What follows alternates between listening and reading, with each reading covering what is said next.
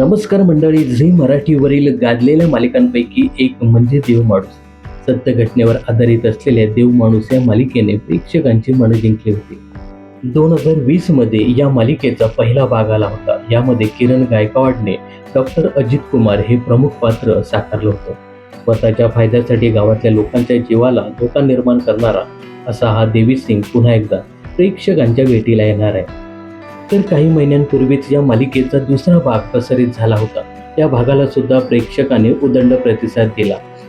या मालिकेला मिळत असलेल्या उदंड प्रतिसादानंतर देव माणूस 3ची घोषणा सुद्धा झाली आहे. देव माणूस 3 या मालिकेची निर्मिती पुन्हा एकदा श्वेता शिंदेच करताना दिसणार आहे. तर देव माणूस 3ची घोषणा झाल्यानंतर श्वेता शिंदेने आणखी एका नव्या मालिकेची घोषणा केली आहे. तर अभिनेत्री श्वेता शिंदेच्या वज्र प्रोडक्शन निर्मित झी मराठीवरील अप्पे आमची कलेक्टर या मालिकेने नुकताच प्रेक्षकांचा निरोप घेतला. ही मालिका बंद झाल्यानंतर श्वेता शिंदेने झी मराठीवर देव माणूस 3 या मालिकेची घोषणा केली. या मालिकेनंतर आता त्यांनी सन मराठीवरील नव्या मालिकेची घोषणा केली आहे. तर या नव्या मालिकेचं नाव आहे हुकुमाची राणी. या मालिकेची पहिली झलक सोशल मीडियावर त्यांनी शेअर केली आहे.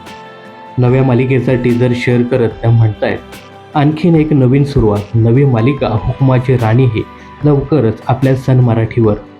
तर श्वेता शिंदे नेहमीच आपल्या मालिकांमध्ये नवनवीन कलाकारांना स्थान देत असतात. आता या नव्या मालिकेत कोणते नवीन कलाकार झळकतील हे पाहणं खूपच इंटरेस्टिंग ठरणार आहे. तर श्वेता शिंदेची सध्या झी मराठीवर लाखात एक आमचा दादा ही मालिका सुरू आहे. या मालिकेला सुद्धा प्रेक्षकांचा चांगला प्रतिसाद मिळतोय. आता देव माणूस 3 आणि हुकुमाची राणी ही या नव्या मालिकेला कसा प्रतिसाद मिळतो हे पाहणं खूपच इंटरेस्टिंग ठरणार आहे. तर श्वेता शिंदेच्या मालिकांबद्दल तुमचं काय मत आहे हे कमेंट्स करून नक्की सांगा. मनोरंजन क्षेत्रातील अशाच फिल्मी अपडेट जाणून घेण्यासाठी चॅनलला सबस्क्राईब आणि फॉलो करायला विसरू नका.